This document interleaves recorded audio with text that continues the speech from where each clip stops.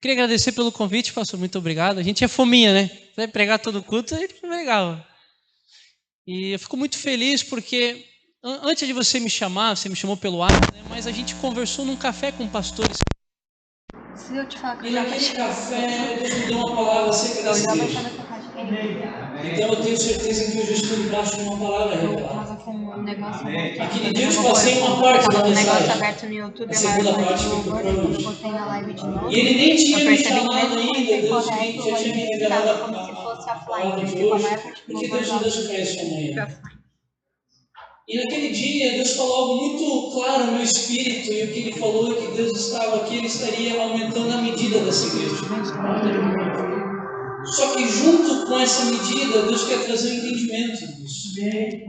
Porque junto com a medida, Deus também quer trazer para vocês um coração generoso, uma mentalidade de provisão, uma mentalidade de governo. Deus não fez um homem para ser um pedinte, Deus fez um homem para ser um provedor.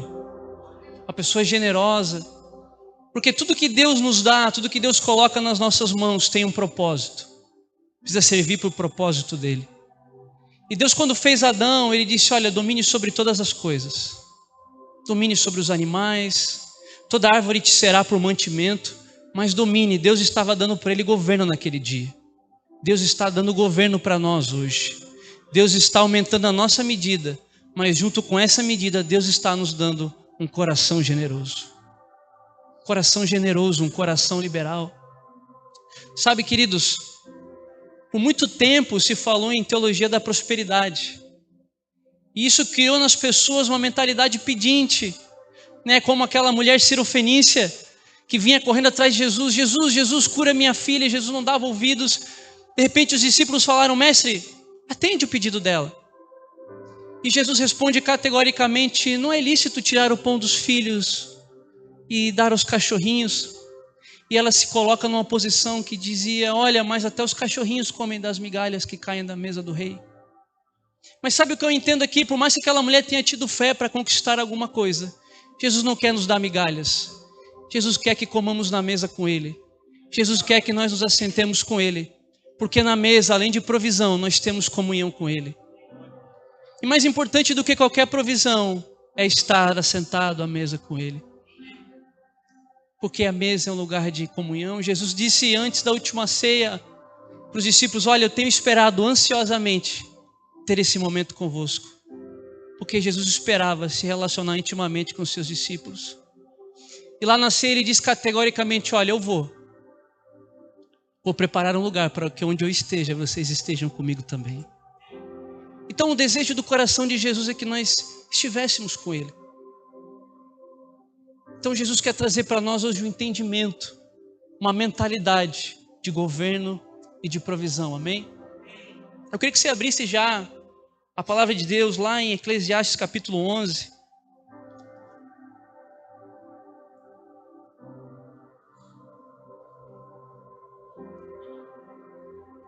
A partir do versículo 1.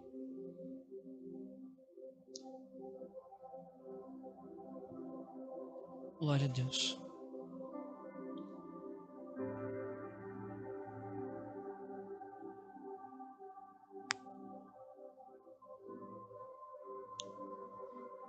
A Bíblia diz o seguinte: lança o seu pão sobre as águas, porque depois de muitos dias você o achará. Reparte com 7 e até mesmo com 8, porque você não sabe que mal sobrevirá à terra. Se as nuvens estão cheias, derramam chuva sobre a terra, e se uma árvore cair para o sul ou para o norte, no lugar em que cair, aí ficará. Quem somente observa o vento nunca semeará, e o que olha para as nuvens nunca fará a colheita. Assim como você não conhece o caminho do vento, nem sabe como se formam os ossos no ventre da mulher grávida, assim também não entende as obras de Deus que faz todas essas coisas. Semeia sua semente de manhã e à tarde, não fique de braços cruzados, porque você não sabe qual irá prosperar, se esta, se aquela, ou se ambas serão igualmente boas. Amém? Sabe, eu chamei essa mensagem de teologia da generosidade. Porque muito mais do que atos de liberalidade, Deus quer nos dar uma vida de entrega. Sabe, irmãos, o maior ato da humanidade foi de entrega. A Bíblia diz que Deus amou o mundo de tal maneira que entregou o seu Filho. Ele ofertou o seu Filho para que todo aquele que nele cresce não perecesse, mas tivesse a vida eterna. Paulo também fala em 2 Coríntios, olha, vocês conhecem a graça, a misericórdia do nosso Senhor Jesus, que sendo rico se fez pobre para que nós nos tornássemos ricos. Se tem alguém que pode falar de entrega, é o próprio Deus que ofertou o seu Filho, ofertou tudo o que tinha de mais valioso. E por que nós então não entendemos que a nossa vida precisa ser regida de uma entrega total a Deus? Jesus disse que o reino de Deus é como um homem que achou um tesouro escondido no campo. E quando ele acha aquele tesouro, ele fica tão radiante, tão feliz, que ele vai e vende tudo para comprar aquele campo, porque não é acerca daquilo que nós deixamos para trás, mas acerca daquilo que nós conquistamos em Cristo, que é infinitamente maior do que tudo que nós podemos conquistar nessa vida. É o que Jesus disse, o que adianta o homem ganhar o mundo e perder a sua alma? Cristo é a soma de todas as riquezas espirituais e de tudo que nós podemos conquistar nessa vida. Do que adianta você chegar no último dia da sua vida e você vê que você não viveu aquilo que Deus tinha preparado para você? Do que adianta você, como Sansão, chegar no final da sua vida e você só poder dizer, morra eu, com os fariseus? E ver naquele momento o seu propósito morrendo porque você não viveu aquilo que Deus tinha para a sua vida na integralidade. Jesus disse, eu vim para que vocês tivessem vida, e vida em abundância. Mas para que nós acessemos essa vida, nós precisamos aprender um pouquinho de entrega. Os nossos ensinamentos foram errados por muitos anos. Nós aprendemos errado sobre fé. Por exemplo, Mateus capítulo 17, onde Jesus fala sobre o grão de mostarda. Nós sempre aprendemos errado sobre esse texto. Nós sempre entendemos que Jesus estava falando, olha, se você tiver um pouquinho de fé, do tamanho de um grãozinho de mostarda, você dirá, esse monte vai para cá, e ele vem para cá, e ele vai dizer para aquele monte, vai para lá, ele vai para lá, tudo será possível. Mas não era isso que Jesus estava falando nesse contexto. Se nós voltarmos um pouquinho, Jesus estava no Monte da Transfiguração com Pedro, Tiago e João. Enquanto isso, os outros discípulos estavam lá no pé do monte com um pai que tinha um filho endemoniado. E aquele filho, o demônio se apossava dele e de repente ele se lançava no fogo, e de repente ele se lançava na água e causava dano àquele menino. E o pai suplicando, chega aos discípulos, olha, por favor, ajudem meu filho, façam alguma coisa. E aqueles discípulos não puderam fazer nada, você conhece a história. Mas Jesus, quando desce do monte e vê aquela situação, Jesus disse, olha, geração incrédula de pequena fé, até quando eu suportarei vocês? E os discípulos chegam para Jesus e perguntam, mestre, por que nós não conseguimos expulsar esse demônio? E aí vem a verdadeira interpretação do texto. Jesus responde, vocês não conseguiram expulsar esse demônio por causa da pequenez da vossa fé. Então uma fé pequena não transporta montanhas. Uma fé pequena não é capaz nem de expulsar um demônio. E ele continua falando, por causa da pequenez da vossa fé. E aí Jesus continua dizendo, porque se vocês tiverem fé, não como do tamanho de um grão de mostarda, mas se vocês tiverem fé como um grão de mostarda, aí sim vocês dirão para esse monte, jogue-se aqui, ele se jogará lá, ou vem para cá, ele virá para cá. E o que é um grão de mostarda senão uma semente? E o que é uma semente senão alguém que cai em terra e morre para poder gerar vida, para poder gerar fruto? Jesus está nos instigando a ter uma fé que entrega. E aí sim você pedirá qualquer coisa e vos será feito. Porque ninguém pode pedir a alguém que está a ponto de entregar a sua própria vida por essa causa. Aí sim os seus atos e as suas atitudes terão poder em Deus. Aí sim, como o Tiago leu aqui, ora, aquele que é poderoso para fazer infinitamente mais, além de tudo que pedimos ou pensamos, mas é segundo o seu poder que opera em nós. E se esse poder só vai operar em nós, se nós morrermos para nós mesmos. É necessário que com Cristo nós morramos, para que com Ele também nós ressuscitamos. É necessário que a morte de Cristo seja uma verdade em nós, para que a vida de Cristo também seja uma verdade em nós. Então, o que é fé para você? Mais do que uma autoridade para determinar uma coisa, é uma autoridade para se submeter à vontade de Deus. Isso é fé. Então Deus quer nos dar uma vida abundante, mas para isso nós precisamos aprender um pouco sobre entrega. E é isso que Salomão diz aqui. Ele começa dizendo: lança o teu pão sobre as águas. Ele está colocando um mandamento aqui. Ele está falando sobre semeadura. Ele está falando sobre generosidade. E sabe, agora eu queria que você prestasse muita atenção, porque Deus nos dá tudo o que nós precisamos para sermos generosos. 2 Coríntios 9:10, a Bíblia diz que Deus dá pão ao que come e semente ao que semeia. Isaías capítulo 5, Deus usa Isaías para falar sobre a nação de Israel. E Deus começa a desabafar dizendo: Isaías, sabe, eu peguei Israel, a minha via, e plantei ela num terreno fértil, num lugar alto. Eu edifiquei uma torre para que ela fosse protegida. Eu cerquei, eu adubei, eu fiz tudo que era preciso para que ela gerasse frutos. Mas quando eu fui colher uvas boas, quando eu fui colher frutos bons, eu só achei uvas bravas. Deus estava perguntando para Isaías: Isaías, aonde foi que eu errei com o meu povo? Porque tudo que eu precisava fazer por eles eu fiz. Então eu pergunto para vocês: aonde foi que Deus errou conosco? Aonde foi que Deus errou comigo? Aonde foi que Deus errou com você? Quando nós retemos aquilo que Deus colocou nas nossas mãos, quando nós somos uma represa, ao invés de sermos um rio, e deixássemos que as bênçãos de Deus transbordassem da nossa vida. Porque Jesus disse que aqueles que crescem em Cristo, do seu interior teriam um rio a fluir para a eternidade. E por que esse rio não flui? Por que esse rio não jorra? Porque nós retemos.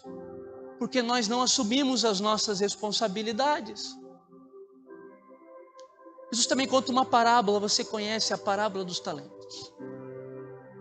E o Senhor daquela terra chamou 3 servos. A um deu 5 talentos, a outro deu 2 talentos, e a um último deu apenas 1 talento.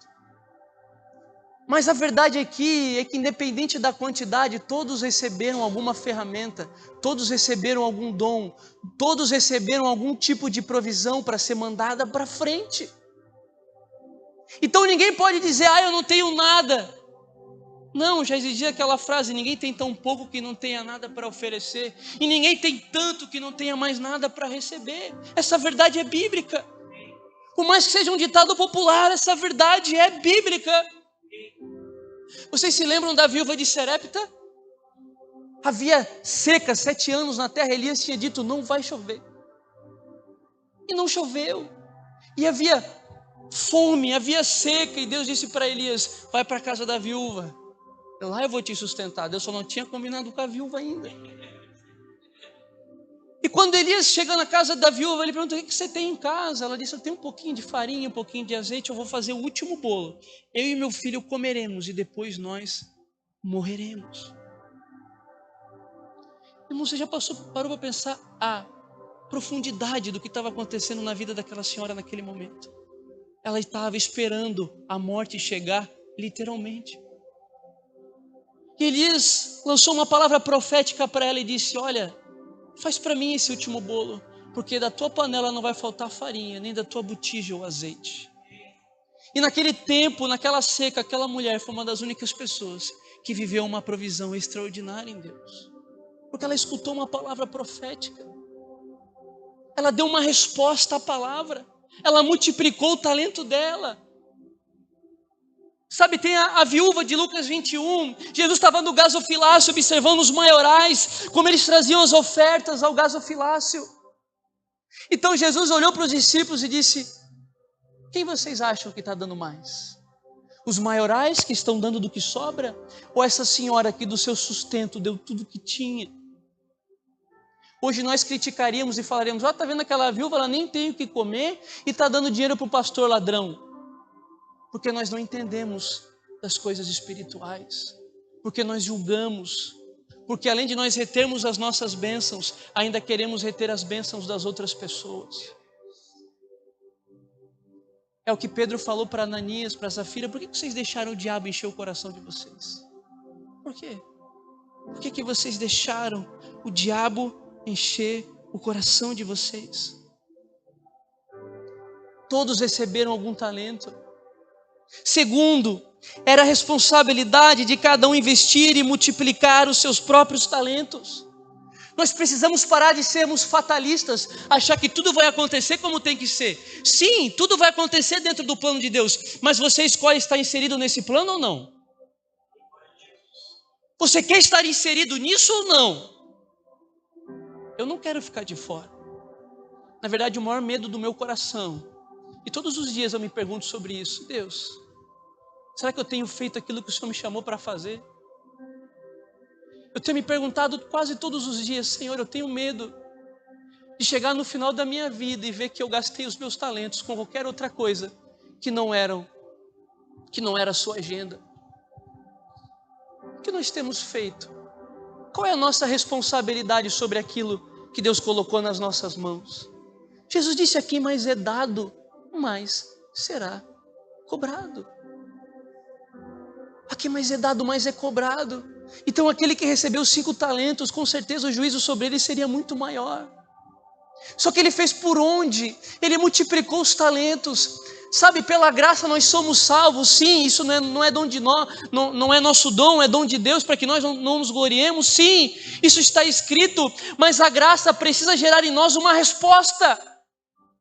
Ela não vem de obras, mas ela vem para boas obras, que Cristo preparou de antemão para que andássemos nela. Então nós ficamos olhando para a hipergraça: tudo é graça, sim, é graça, mas se eu não der uma resposta, é porque talvez a graça não me alcançou. Nós precisamos entender essa verdade. Qual é a nossa responsabilidade acerca daquilo que Deus colocou nas nossas mãos? A terceira coisa é que aquele que recebeu só um talento, ele enterrou, e olha o que ele fala: fiquei com medo e escondi o seu talento em terra. Por que ficamos com medo? Jesus fala: por que vocês são tão tímidos? Por que nós estamos escondendo os nossos talentos nos campos dos covardes? Acanhados. Irmãos, há momentos que nós precisamos de fé, mas existem outros momentos que nós precisamos de coragem. Coragem. Nós homens precisamos de coragem. Nós precisamos nos arriscar se nós queremos dar algo melhor para as nossas famílias. Existem coisas que eu faço que eu falo: meu Deus, que loucura. Se não fosse Deus na minha vida, eu estava morto agora.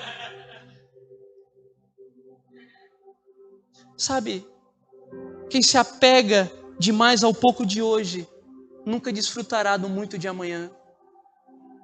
Aquele homem, ele pegou aquele único talento e enterrou, porque ele tinha medo.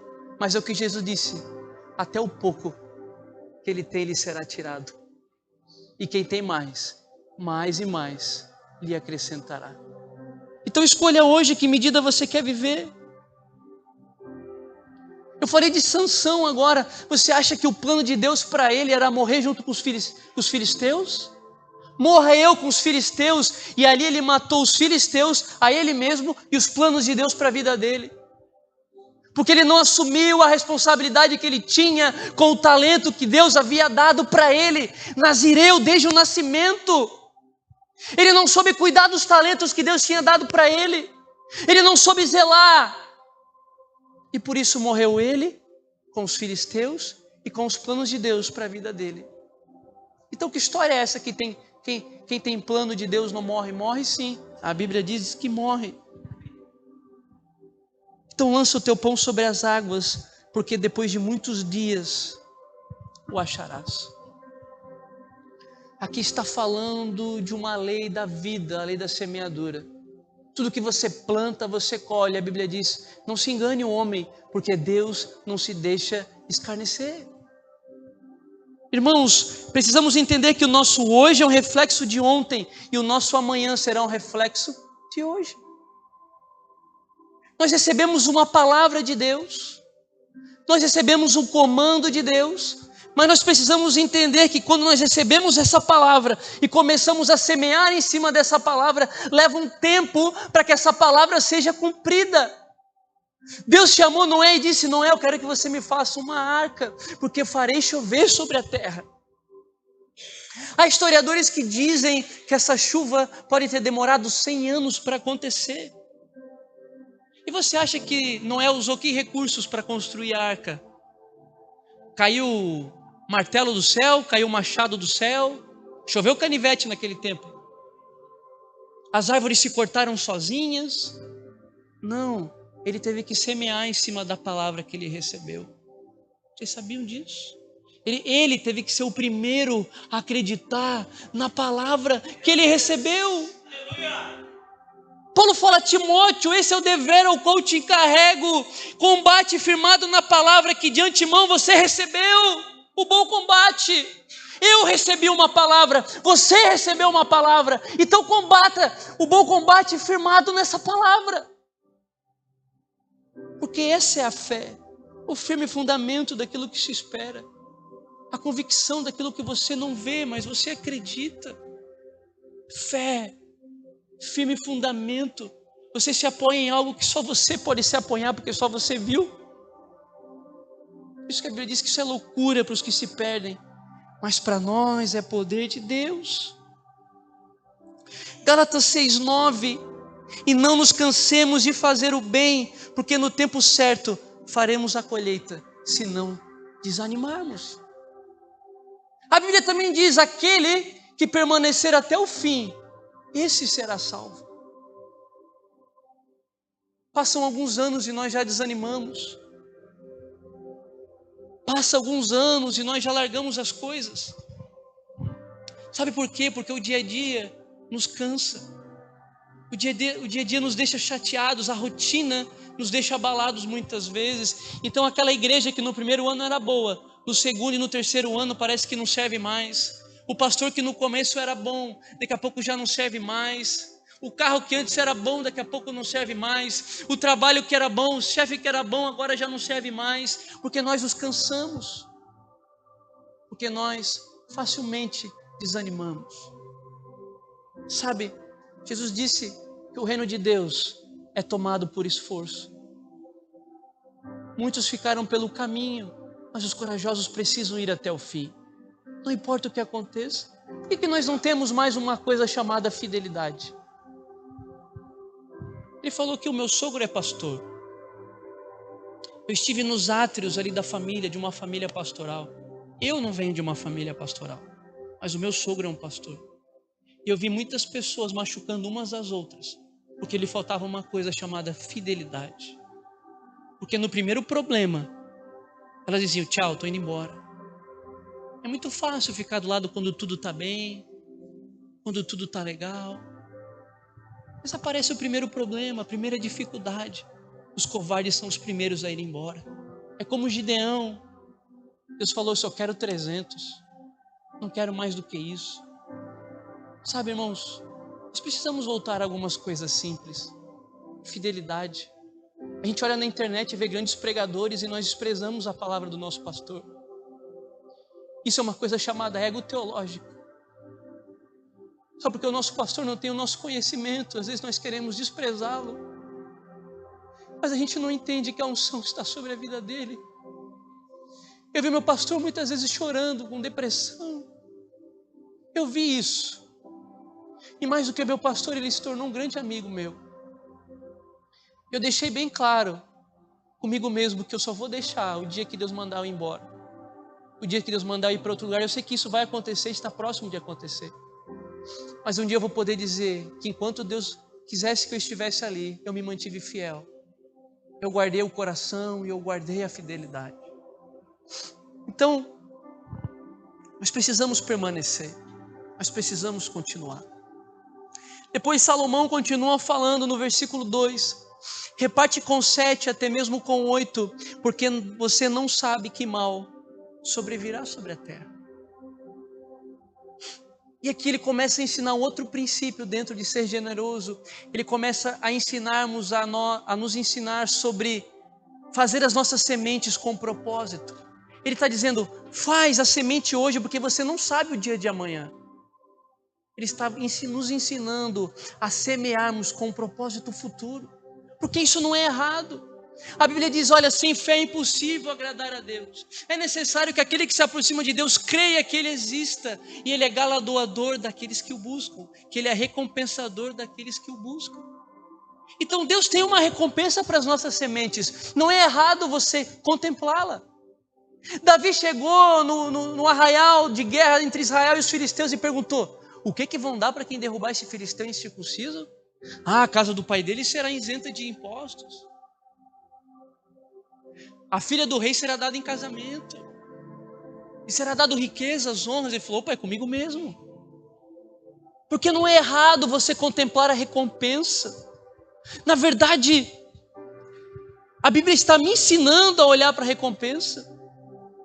A Bíblia está me... Jesus vai nos ensinar em Lucas 16. A partir do verso 9, olha só. E eu recomendo a vocês, usem a riqueza injusta para fazer amigos, para que quando a riqueza faltar, vocês sejam recebidos nos tabernáculos eternos. Jesus está falando, vai ter um dia em que a riqueza de vocês vai faltar. Existe um dia que o mais rico de vocês vai ficar sem o precioso dinheirinho. E todos nos apresentaremos diante daquele trono. Então Jesus está falando, pega esse dinheiro, essa riqueza injusta, que é o dinheiro material aqui, e com esse dinheiro conquistem amigos nos tabernáculos eternos. Plante no seu irmão, porque é ele que vai subir com você. Aquilo que você plantar nele, você leva junto. Aquilo que você plantar na terra, não leva junto.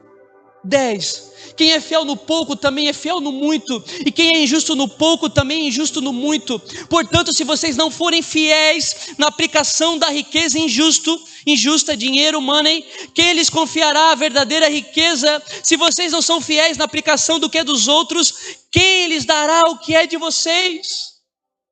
Nós achamos que se nós formos extremamente espirituais, Deus vai nos dar dinheiro. Mas Jesus está falando o contrário.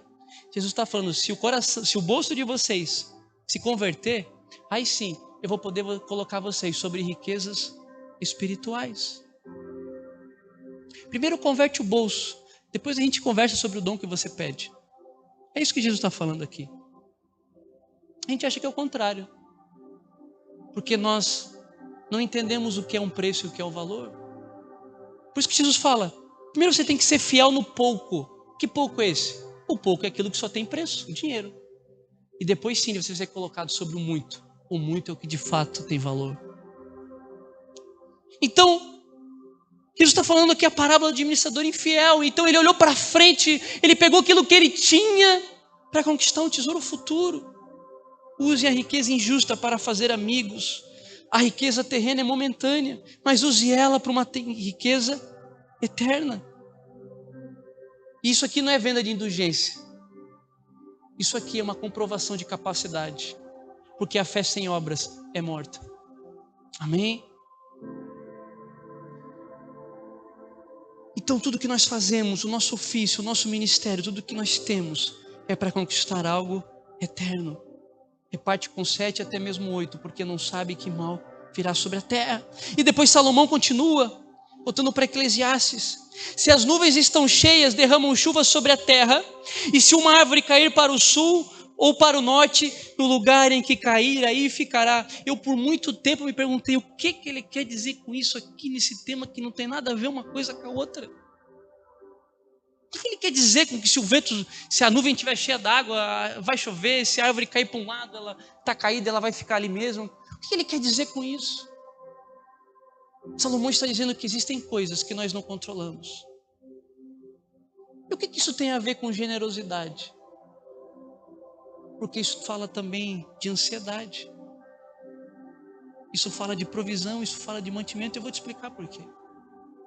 Nós andamos ansiosos com muitas coisas. Nós andamos agitados com muitas coisas. Nós andamos perturbados com muitos assuntos. E isso tem roubado o nosso coração da semente. Irmãos, tem coisas que nós não conseguimos interferir. Existem coisas que nós não podemos mudar.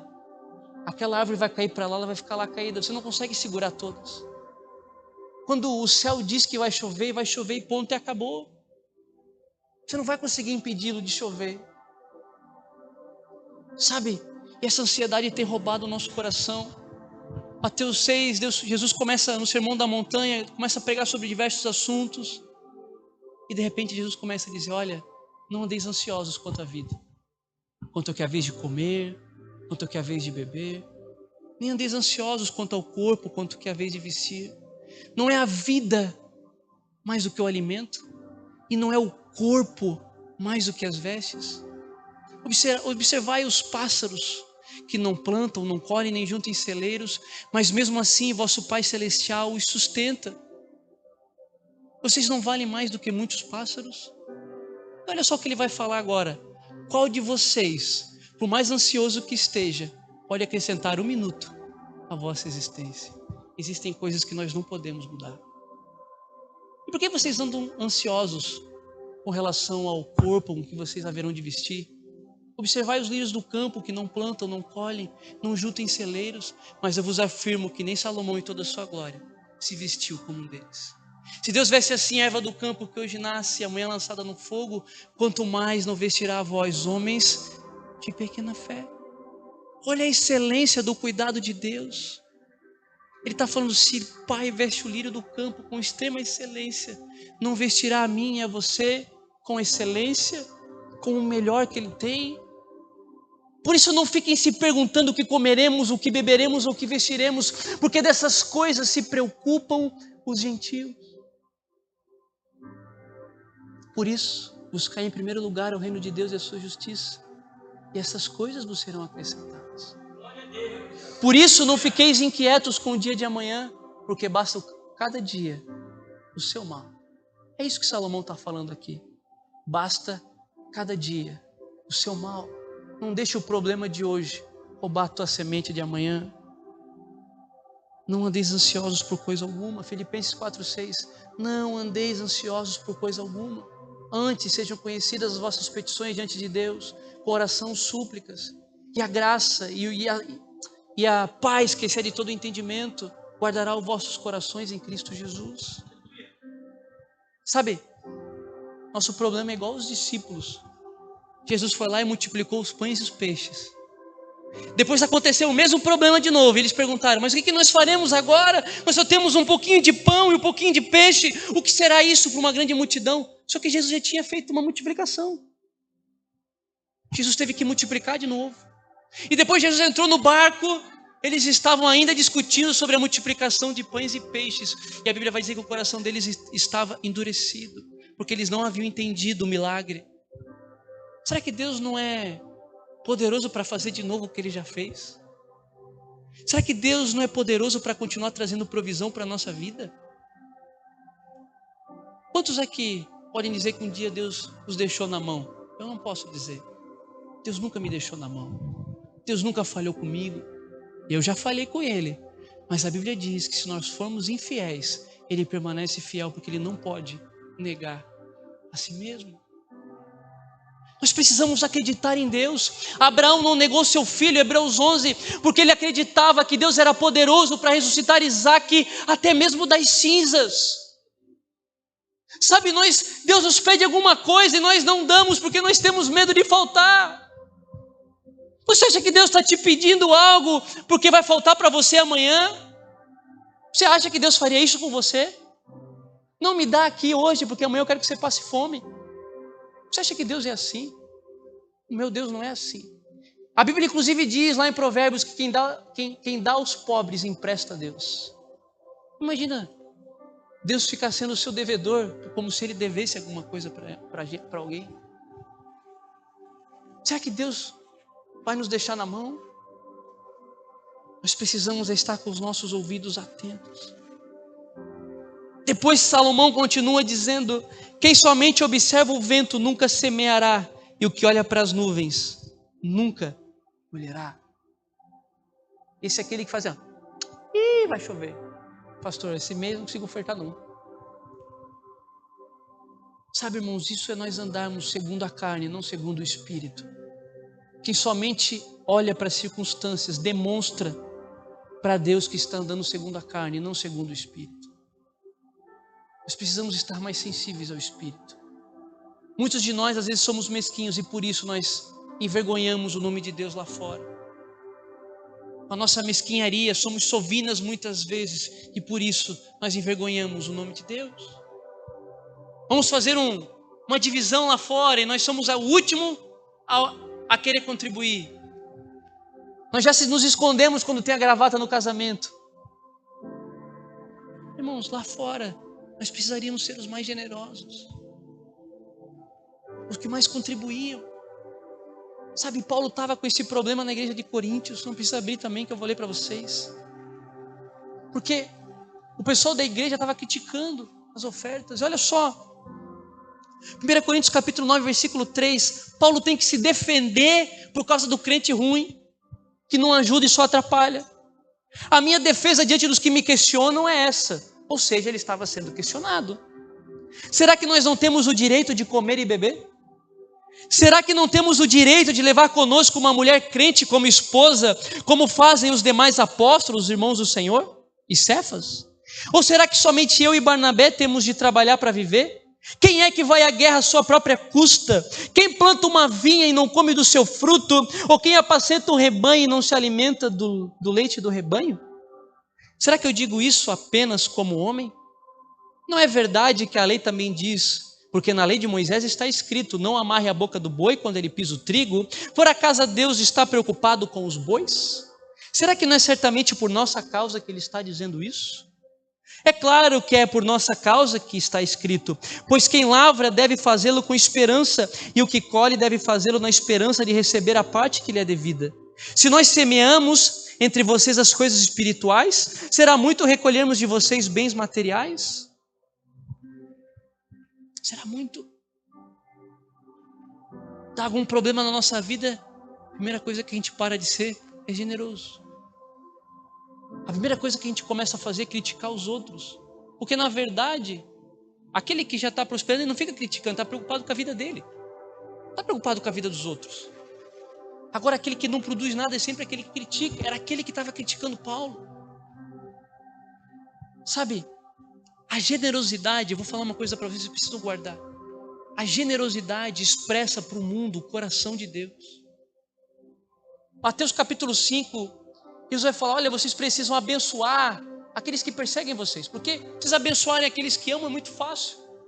Agora, se vocês amam, se vocês oram, se vocês abençoam aqueles que perseguem vocês, aí sim saberão que vocês são filhos de fato de Deus. Porque Deus, sendo bom e misericordioso, faz nascer o sol tanto sobre justos como injustos.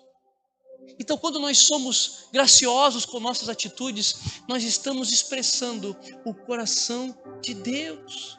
Nós estamos testemunhando do coração de Deus. Veja, negligência também é pecado. A Bíblia diz que aquele que sabe fazer o bem não faz, esse peca. Se nós conhecemos o coração do Pai e não o imitamos, nós pecamos. Se o nosso testemunho não condiz com aquilo que pregamos, nós pecamos. A Bíblia também diz, tudo que aquilo que vem na tua mão para fazer, faça e faça bem feito. Pegue aquilo que Deus está colocando na sua mão e deixe que isso irradie a graça de Deus para a sociedade.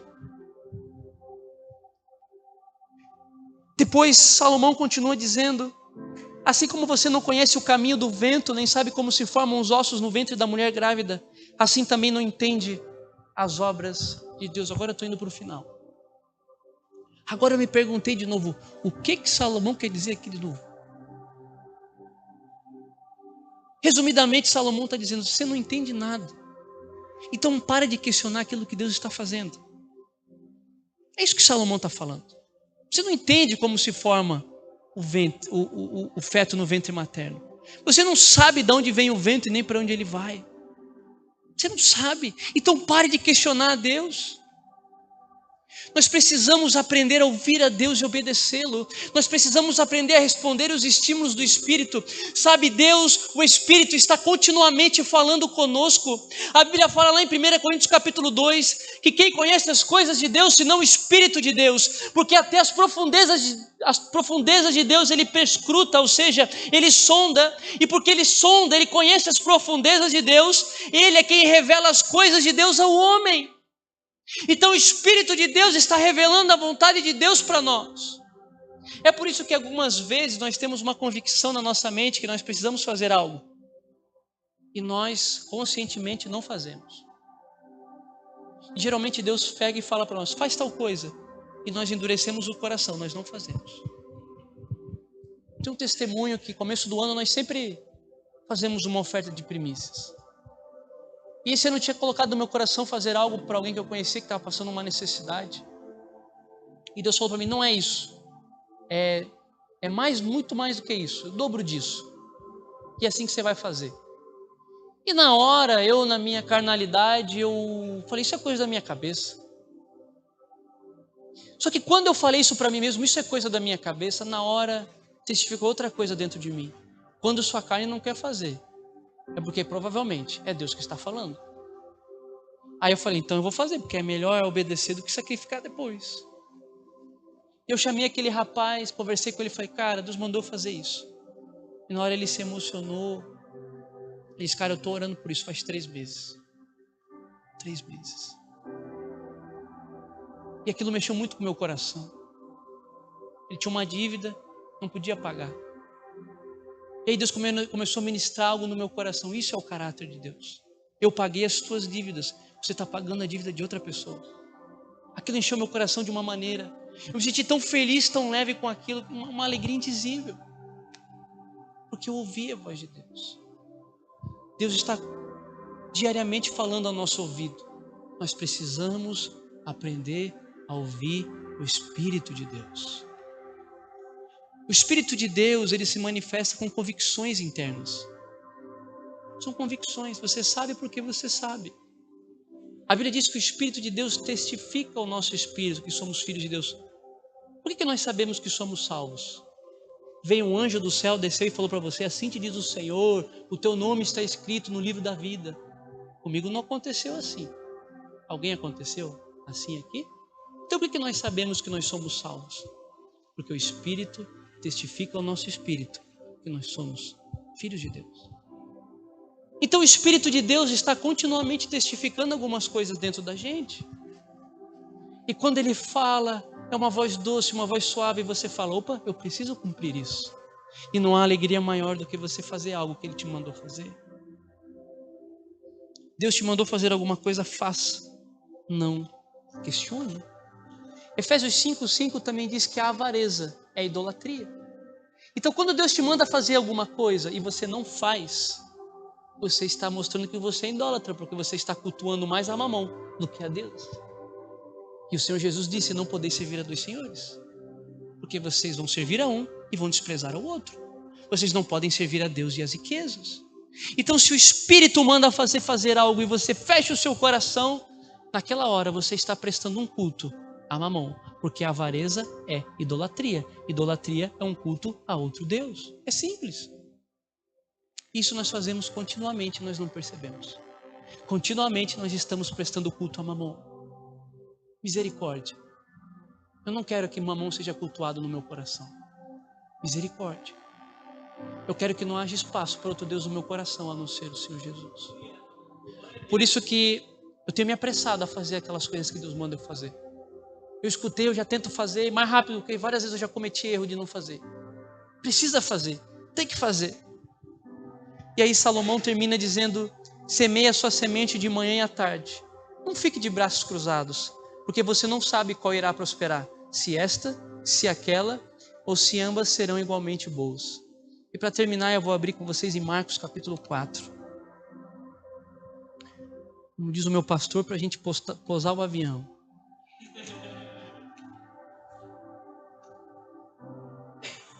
Marcos capítulo 4, versículo 26.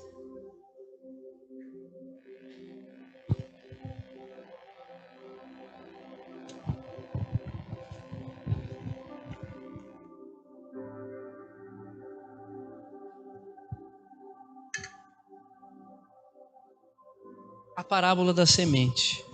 Jesus disse ainda: o reino de Deus é como um homem que lança a semente na terra. Ele dorme e acorda. De noite e de dia a semente gemina e cresce, sem que ele saiba como. A terra por si mesma frutifica. Primeiro aparece a planta, depois a espiga, e por fim o grão cheio na espiga. E quando o fruto já está maduro, logo manda cortar com a foice, porque chegou a colheita. Ele está falando de uma parábola de um homem que lança a semente na terra. E o semeador saiu a semear. Você vê isso por diversas vezes na Escritura. Salmo 126, aquele que com lágrimas semeia. Aquele que sai andando e chorando com a santa semente voltará com os feixes atado às costas. Semeadura não é uma opção. Semeadura é um mandamento. É isso que nós não entendemos. Nós achamos que sermos generosos é um plus, é um a mais. Não. Ser generoso é um mandamento. E não ser generoso é um pecado. Então ele é como um homem que lança a semente no campo. Ele dorme e acorda, de noite e de dia. E a semente gemina e cresce. Olha só, ele dorme e acorda. A Bíblia também fala no Salmo que aos seus amados ele dá enquanto dorme. Nós temos uma responsabilidade, lançar semente. O resto é com ele. O resto é com ele. Porque a Bíblia diz que o semeador saía a semear. Umas caíram em terra boa, outra entre os espinhos, outra em terra rasa. Mas ele semeou todas as sementes, ele não ficou com nada. Mas a Bíblia diz que aquela que geminou produziu de 20 para 1, de 50 para 1, de 100 para 1. O que nós precisamos entender é que a semente que cai em terra boa, ela compensa em muito aquelas que caíram em terra ruim. Então ele dorme e acorda, e a semente gemina e cresce. Aos seus amados ele dá enquanto dorme. Deus dá enquanto dorme. Deleita-te no Senhor e Ele satisfará os desejos do teu coração. Descansa em Deus. Quantas vezes nesses últimos dias eu andei inquieto, entregando obra, fazendo coisas que sozinho eu achava loucura fazer. Fiz 2 obras ao mesmo tempo, eu faço projetos para outras obras, então são muitas obras ao mesmo tempo. Se uma obra dá problema, imagina várias obras. E eu comecei a ficar mal, eu comecei a ficar ruim e falar: Deus, como isso? Mas eu aprendi que em todas as minhas preocupações que eu tive até hoje, nenhuma delas se concretizou, porque Deus cuidou de mim em todas elas. A terra por si mesmo frutifica. Aqui, ó, a semente gemina e cresce, sem que ele saiba como. Irmãos, eu não sei como eu fiz, eu não sei como as coisas chegaram até aqui, mas eu sei que eu cheguei. E se nós sabemos explicar, é porque talvez não tenha sido Deus que fez. Mas se nós não sabemos explicar, é porque certamente foi Deus que fez. Sem que ele saiba como. Eu não sei como, mas eu tenho uma palavra. E em cima dessa palavra eu me movo. A terra por si mesma frutifica. A terra por si mesma frutifica. Primeiro aparece a planta, depois a espiga, e por fim o grão cheio na espiga. Uma semente gerou várias espigas cheias. Sabe, nós ficamos discutindo: vamos investir na bolsa, vamos comprar Bitcoin, vamos abrir uma conta numa corretora, vamos investir em imóveis, em leilão, no tigrinho. Misericórdia, você faz isso. Você está na carne, você está no pecado, se converte quanto é tempo. Não, esses dias eu estava na igreja, não vou falar, mas um irmão da igreja falou: eu estava lá no tigrinho jogando. Eu falei para ele assim: tu está jogando isso mesmo? Não, eu tô, cara, e eu perdi um pouco, mas agora eu vou virar o negócio. Falei: cria vergonha, cria juízo.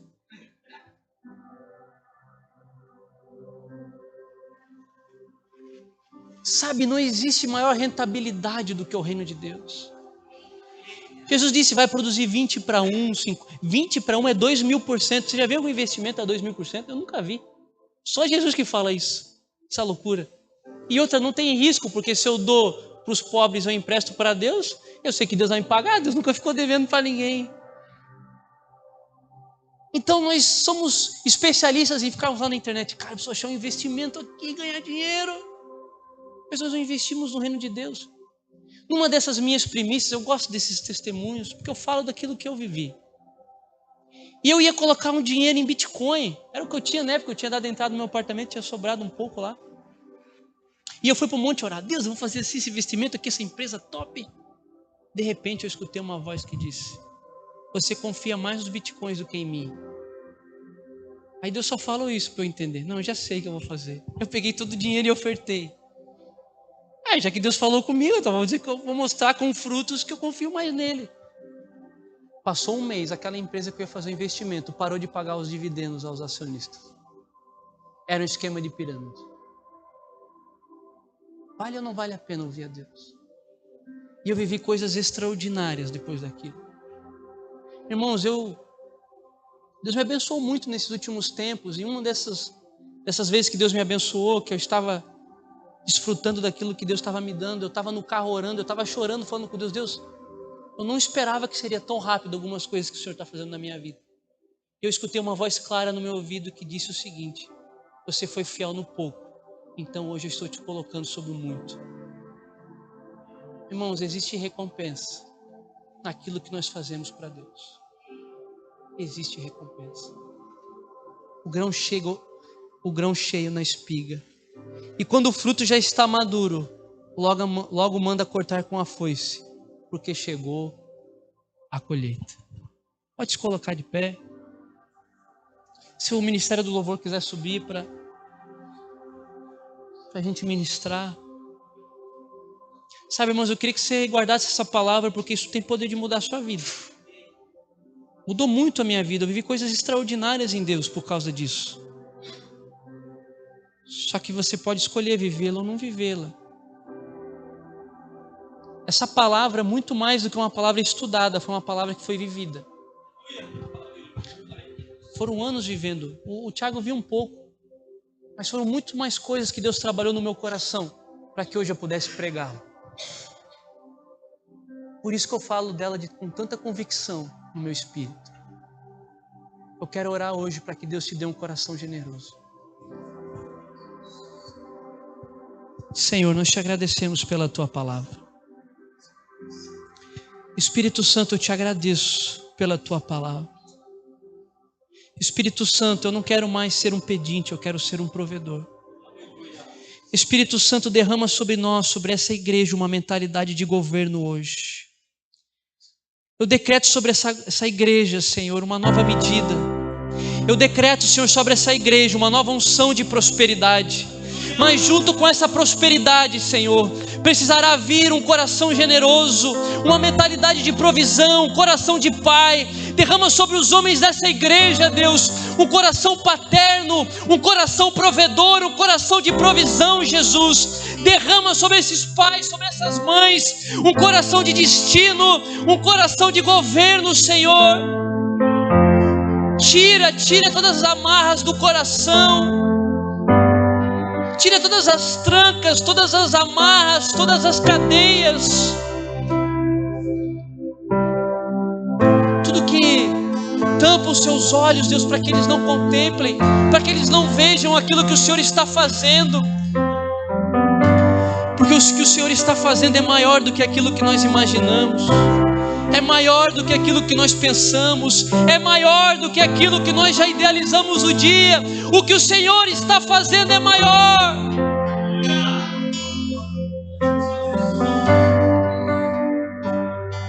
Mas é por meio do seu Espírito, é por meio do seu poder que nós opera. Apenas saia para semear a santa semente. Apenas saia para semear a santa semente. Clame a Jesus, peça um coração generoso, peça um coração generoso hoje, peça um coração de pai nessa noite, peça, porque Deus dá a todos que o pedem. Ele não vos dará o Espírito Santo, Ele não vos dará, diz a palavra, se vocês que são pais maus sabem dar boas dádivas aos vossos filhos, quanto mais o vosso Pai Celestial não vos dará o Espírito.